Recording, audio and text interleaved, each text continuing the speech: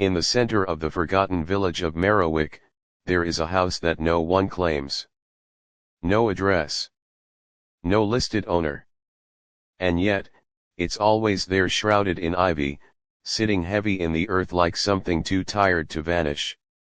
It appears different to everyone who passes it. A pale blue colonial to some.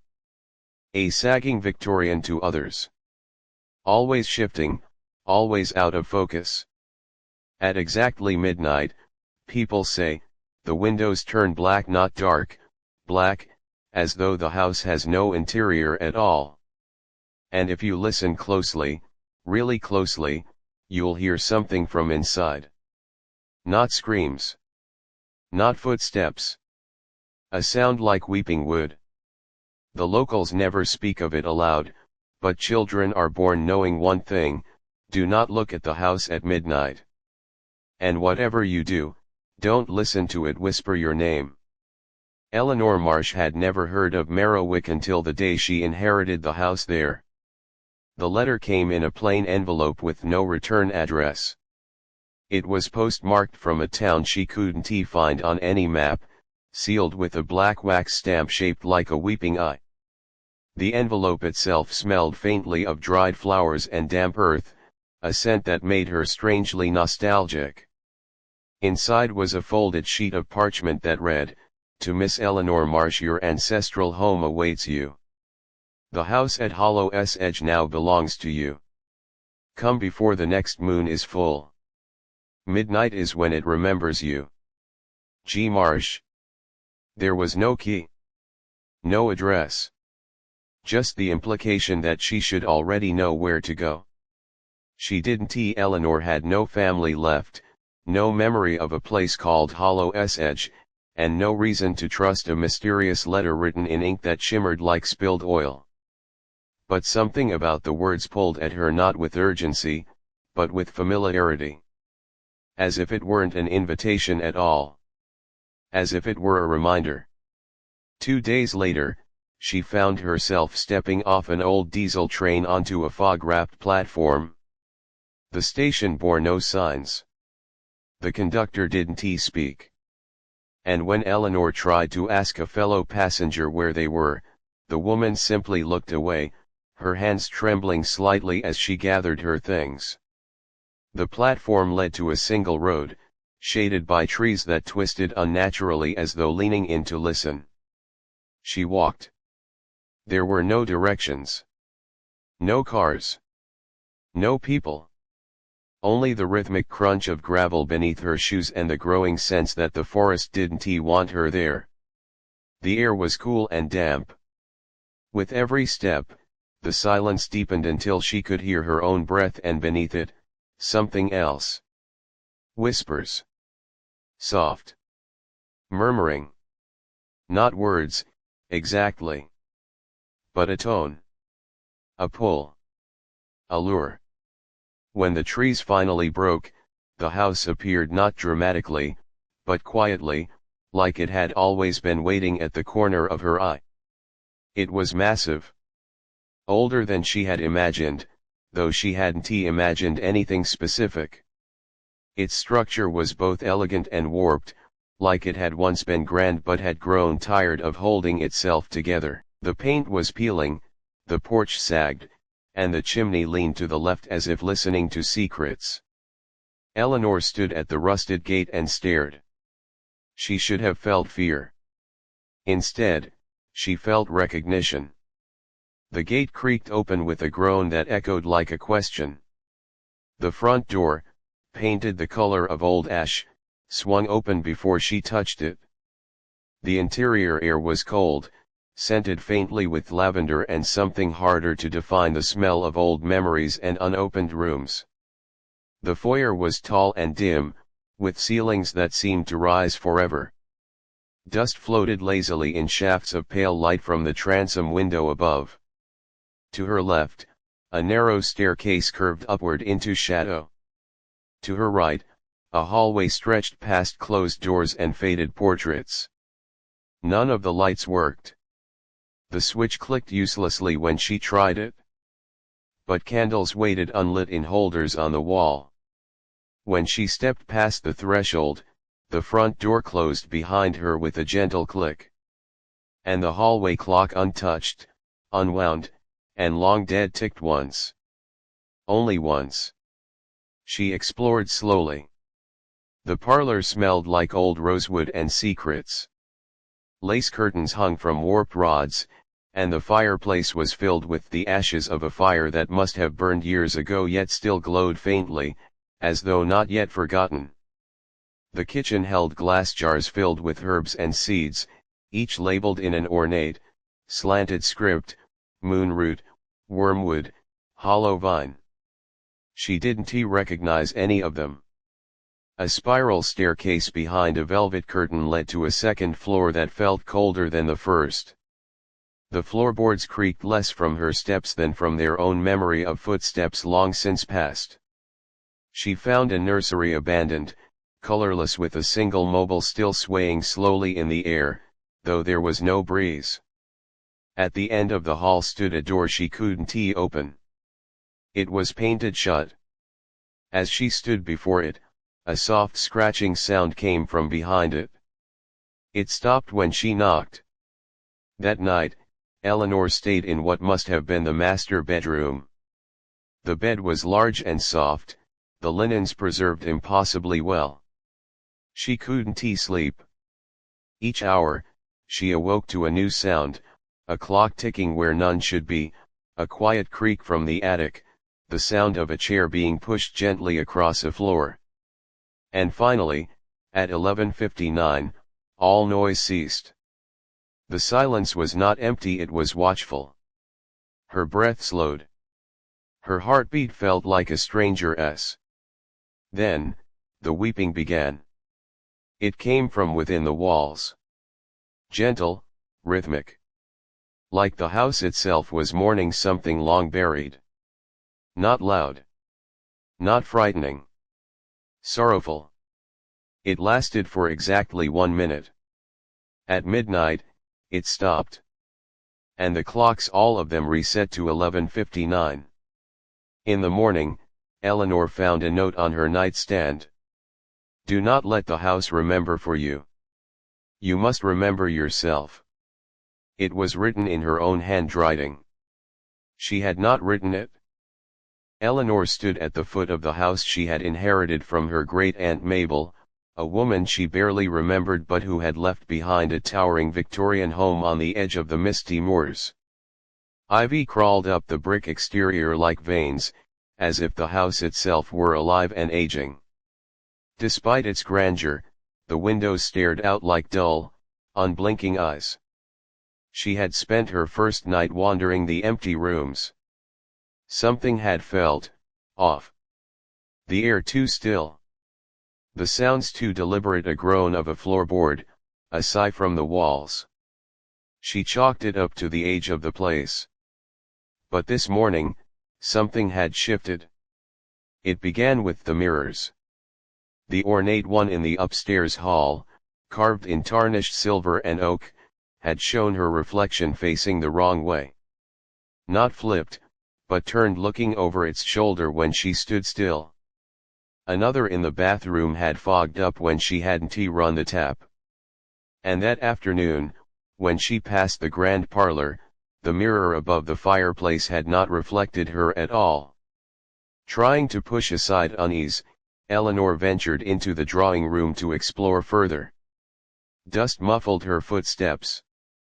The furniture looked untouched by time, though faint outlines on the wallpaper hinted at portraits long removed.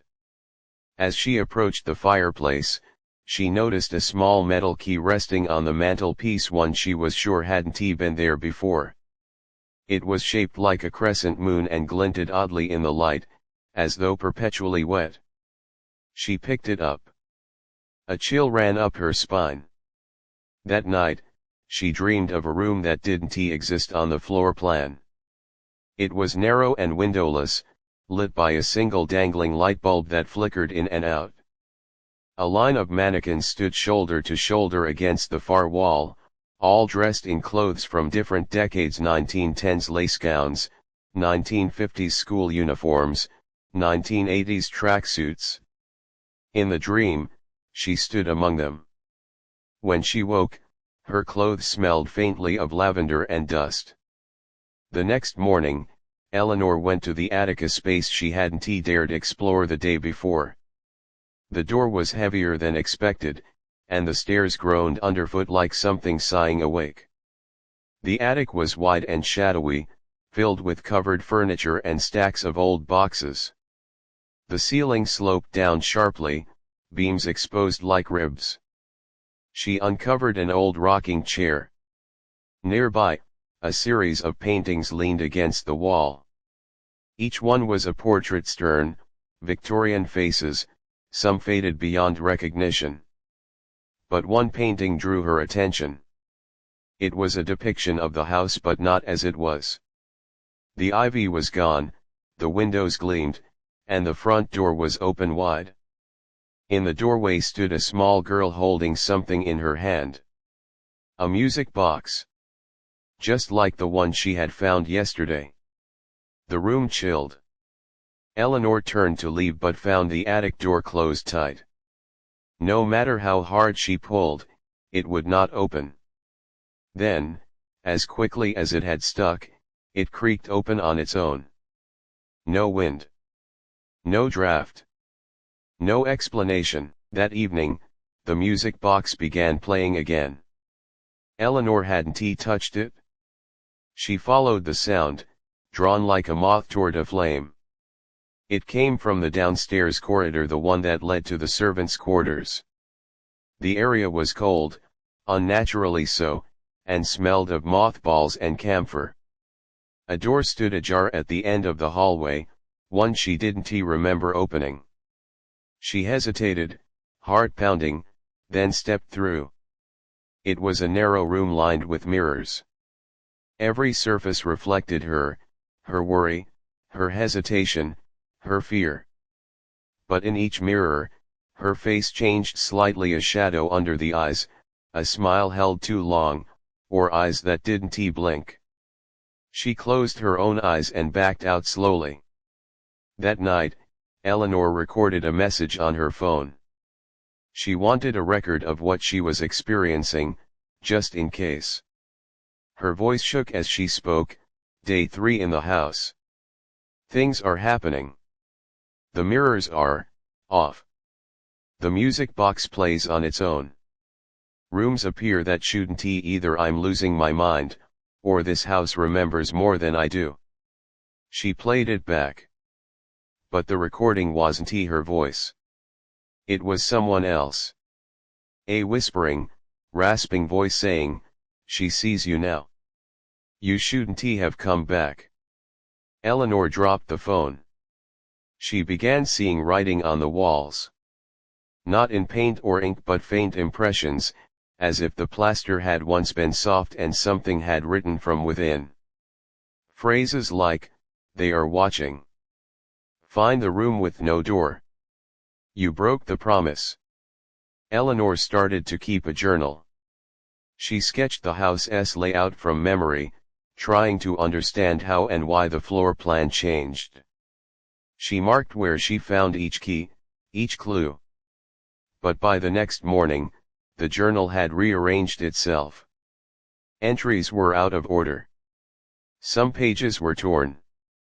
And new entries appeared in handwriting that wasn't hers. One said simply, "Let her sleep."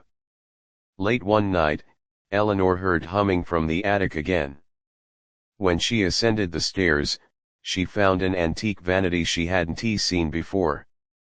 On it sat a black and white photo in an ornate silver frame. The girl in the picture looked just like Eleanor. She turned the photo over. Written in faded ink, "Mabel, age 10. But the photo was dated 1924. That was impossible. Unless, it wasn't her great aunt who resembled her. It was her who resembled Mabel. The house didn't bleed. It whispered. It shifted. It remembered. And it waited. Eleanor was no longer sure if she had inherited the house or if the house had inherited her. Eleanor woke to the sound of scratching, soft, steady, as though someone were gently etching the wall behind her bed. She lay perfectly still, unsure if she had truly awakened or slipped into a dream where time bent in quiet corners and things watched her from beneath the floorboards. The scratching stopped. A beat. Then came a creak, not from the floor outside her room, but from inside the walls. She sat up. The candle on her nightstand flickered, though she hadn't lit it. She reached for her phone. The screen glowed dimly, but the time still read 11:59. It never moved. She dressed quickly and stepped into the hallway, clutching a flashlight and the music box she had taken from the attic. The box no longer played, but she found comfort in its weight. It grounded her. She intended to return to the study and try to trace the journal entries again. Perhaps there was a pattern, a clue. But as she descended the staircase, she noticed something deeply wrong. The hallway had changed. Where once there had been a long corridor lined with portraits and bookshelves, now there was a T-junction. To the left, a door she had never seen. To the right, another hallway lined with cracked mirrors. And behind her the staircase now ended at a wall. The route back to her room was gone. The house had shifted. She tested the mirrors cautiously. Each reflection of her looked slightly off. One blinked when she didn't. Another smiled faintly. One wore her grandmother's necklace, which Eleanor hadn't seen in years. She turned away before they could do more. The unfamiliar door opened into a library, or what once had been one. Books littered the floor in piles, stacked like cairns. Pages fluttered without breeze. On the far wall was a chalkboard, scrawled with messy handwriting. She approached and read, "All doors are mouths. All windows, eyes. The house does not trap you. It consumes." Another line was hastily added below, "Only the dreamer may exit." Eleanor frowned. Dreamer? Was she dreaming, caught in a waking hallucination? She tried pinching herself. The sting was real. But so was the low hum behind the walls, like the murmur of something breathing in its sleep. She turned back and the library door was gone. Panic clawed at her, but she steadied her breath. "The house rearranges," she whispered. "Don't trust what you see." She moved toward an arched doorway now visible where the chalkboard had been. This one led her into what appeared to be a bedroom, but not hers. This room was smaller, filled with the smell of lavender and old wood polish. A child's bed rested in the center. On the wall above it, drawings. Crayon sketches, childish and rough. The same ones she had found in the attic. Her breath caught. One of them depicted her unmistakably, her standing in front of the house, holding the music box. A dark shape towered behind her. Another drawing showed a room with 7 doors, all closed. In the middle, a girl stood holding a key that was clearly made of bone. She turned and now, standing behind her, were 7 doors. Each door was slightly different. One was painted yellow and peeling. One was iron with rusted hinges. One seemed to be made of frosted glass. She reached for the wooden door in the center plane, unmarked. As her fingers touched the handle, a soft sound echoed behind her. The music box had started playing again. She turned. There was no music box. And the drawing on the wall had changed. Now, it showed the same girl standing in front of only one open door, and behind that door, a staircase descending into shadow. She stepped back from the 7 doors.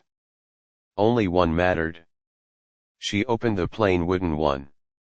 A staircase spiraled down into a soft, dim glow, not electric, not candlelight, but something in between. The walls here were lined with wallpaper that pulsed slightly, like it breathed. At the bottom, she found herself in a room she knew had never been part of the house. It was her childhood bedroom. Down to the faded posters, the scuffed bookshelf, and the stuffed owl perched on the windowsill. But none of this should have been here. It had been decades. Her childhood home was states away, torn down long ago. Her legs felt weak. She sat on the bed. The closet door creaked. She didn't move. A voice whispered from inside, soft, female, urgent, "You left me here." Eleanor swallowed. "Who are you?" The door creaked wider. No one there. Only the smell of dust and something older, like forgotten dreams. "You made a promise." She didn't remember making one. But deep within her, something stirred. A half-buried memory of hiding in this very closet during storms.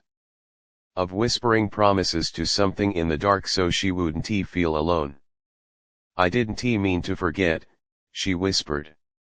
The door slowly closed. The air turned warm. The music box began again, not the attic one, but the lullaby from her childhood. She looked around.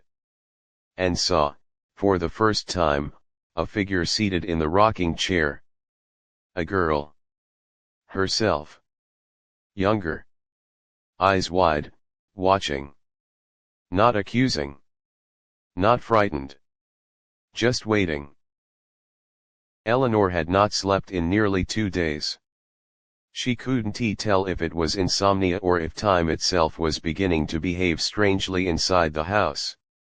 The clocks, at least, had stopped pretending to tell the truth. At precisely midnight, every clock in the house chimed, even those that were broken, missing hands, or long disconnected from any power source. The sound was cacophonous and out of sync, like a choir that had forgotten its key. She had traced the noise to the eastern corridor, a wing she'd never explored, though she could have sworn it hadn't been there yesterday. The hallway was narrower than the others, with yellowing wallpaper that peeled in long, curling strips. The air was thick with the smell of damp wood and something sweet like rotting fruit. Eleanor walked slowly, the floorboards beneath her feet groaning like voices trying to speak. At the end of the corridor stood a single door. Iron. Engraved with roses. She turned the handle. Inside was a vast circular room filled with clocks of all shapes and sizes. Grandfather clocks loomed beside delicate mantelpieces. Cuckoo clocks, sundials, digital readouts. All ticking but none at the same time. The noise was maddening. But what froze Eleanor in place was the realization that none of the clocks had hands. Not a single one. And yet they ticked. She stepped further in. The floor beneath her was tiled with porcelain, cool against her bare feet. She noticed that her reflection followed her in the mirrored faces of the clocks, but it always lagged behind. Just enough to be wrong. One clock began to chime. A sound like glass breaking underwater. Then another. Then all of them. Eleanor covered her ears. The lights went out. In the darkness, something moved. Tick. Tock. Step. Whisper. She backed against the door, but the handle no longer turned. She was locked in. Then came the voice. Low, breathless, right behind her ear, "You are late." The lights flickered back on. She was alone. All the clocks now read 3:33. She ran. When she turned to look behind her, the room was gone. Only a blank wall. That night, Eleanor found a new crack in her bedroom mirror. It hadn't been there before. When she traced her fingers along it, her reflection didn't move. It smiled. The next morning, Eleanor awoke to find a faint, rhythmic tapping coming from the hallway. Tap. Tap. Tap. She opened the door. Nothing. But the sound persisted, always 3 taps, always in intervals. She followed it, bare feet padding across the wooden floor, heart pacing faster with each step. It led her to the central staircase, where the antique grandfather clock stood. 3:33. The second hand didn't move, but she swore the ticking continued inside her skull. That night, Eleanor sat on the edge of her bed, wide-eyed and alert. The entire house had gone quiet, which was far worse than its usual creaks and groans. The kind of silence that stretches too long. She glanced at the small analog clock on her nightstand. 3:31 a.m. She didn't know why, but dread prickled along her spine. Then she heard it. Footsteps. Slow. Heavy. Walking in rhythm. They echoed from the hallway just beyond her room. She held her breath. 3:32. They stopped outside her door. No knock. No whisper. Just silence again. She dared not open it. The second hand on her clock inched forward. Tick. Tick. Tick. 3:33. The doorknob rattled. Eleanor scrambled back, gripping the edge of her bedsheet. The doorknob didn't turn all the way, just moved slightly back and forth, as if testing. Then it stopped. She waited. Nothing. Cautiously, she approached the door. Her breath fogged in the air, though there was no breeze. She pressed her ear to the wood. A whisper, "She's awake." Eleanor stumbled back. She turned on every light. Pulled the mirror from the wall. But the room never felt truly lit again, always a corner too dark, always a shadow too long. The next day, she explored the upper floors. The walls were colder here, the windows covered with aged blackout curtains that blocked even midday sun. She wandered through unfamiliar rooms, each one wrong in some way, a study where the books had blank spines, a child's room where the rocking horse slowly rocked on its own. Then she found a staircase she didn't remember. A narrow spiral descending behind a false panel in the linen closet. She should have turned back. But her feet moved on their own. Down she went. The air grew thicker, the light dimmer. She reached a landing and found herself in a room without furniture. Only mirrors. Again. But these mirrors didn't reflect her at all. They showed a long corridor.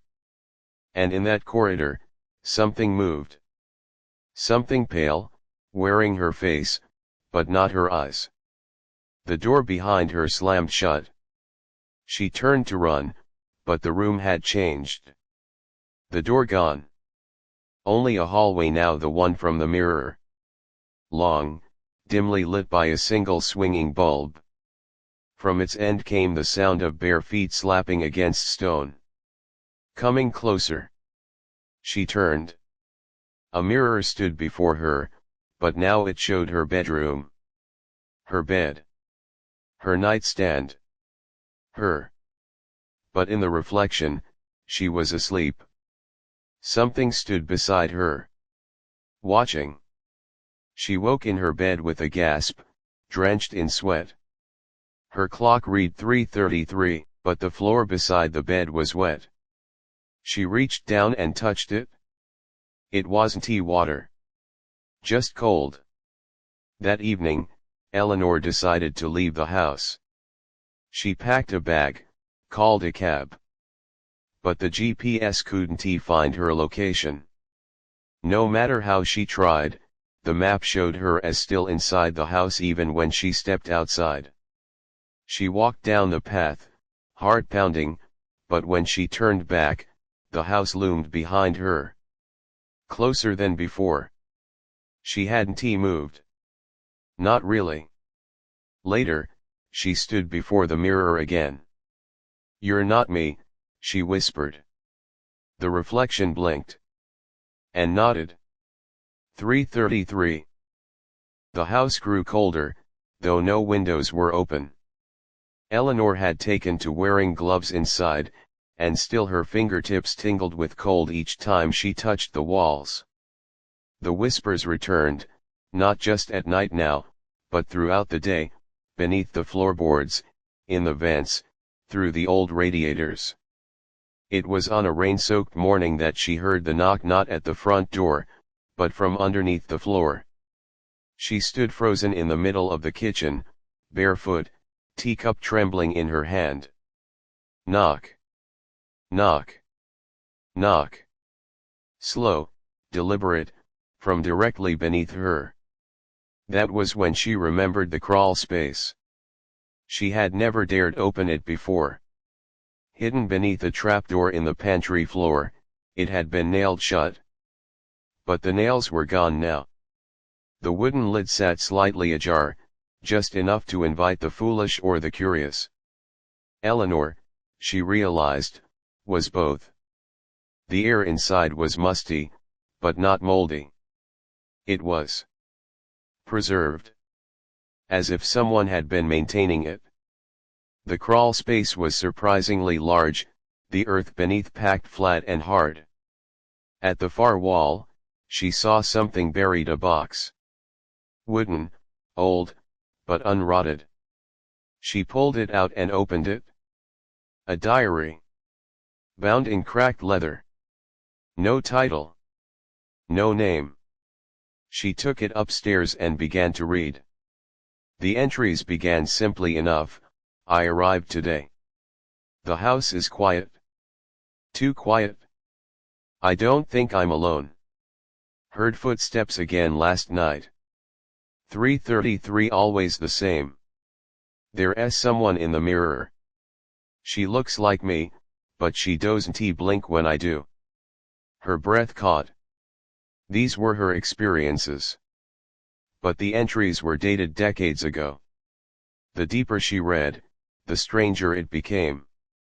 The tone shifted. The writer stopped referring to the house as it and began calling it her. She watches me. When I sleep. When I eat. When I dream. Sometimes, I wake up outside the room I went to sleep in. She doesn't want me to leave. I understand now. I belong to her. Just as the others did. Others. There was a final entry. Scribbled in handwriting more frantic than the rest. She's coming through the floor tonight. If I disappear, if anyone finds this, leave. Don't speak to the mirror. Don't listen to the clocks. Don't stay after 3:33. The page was torn halfway down, as if the writer had been interrupted. Eleanor set the book down and stood. All the clocks in the house began to tick. She hadn't wound a single one. That night, she dreamed she was buried beneath the floor. Not dead, just waiting. Listening. And in her dream, she could see the next person who would come. A young man, with a suitcase. Curious. Hopeful. Just like her. When she woke, the house had changed again. The mirrors were gone. In their place, doors. Each one different, some ornate, others plain. They led to rooms that did not obey geometry. A hallway that looped into itself. A stairwell that descended forever. A window that looked out onto her own face, staring back from the other side. She didn't remember eating that day. Or the next. Time blurred. But at 3:33, she was always awake. Always listening. Always watched. In desperation, Eleanor began to burn the diary. Page by page. But the pages never blackened. They simply turned blank. As if the story had erased itself the moment it was understood. She screamed. And the house answered. The walls groaned. Footsteps marched. A chorus of whispers filled every corner. She knows. She remembers. She's ours now. Eleanor ran. Through the kitchen, the hall, down the spiraling stairs into the sub-level she had never entered. There, at the bottom, was a room made entirely of mirrors. But this time, the mirrors didn't show her reflection. They showed all the others. Men. Women. Children. All standing behind the glass. Watching. Waiting. She stepped forward. Her own image appeared again. It smiled. Not kindly. "Are you ready?" it whispered. The room went dark. When she woke, she was standing in the attic. The clocks read 3:33. And she knew she would never leave. Not really. Because the house remembered her now. And when the next person came, curious, alone, hopeful, she would greet them. Just as the house had taught her. A whisper from the attic.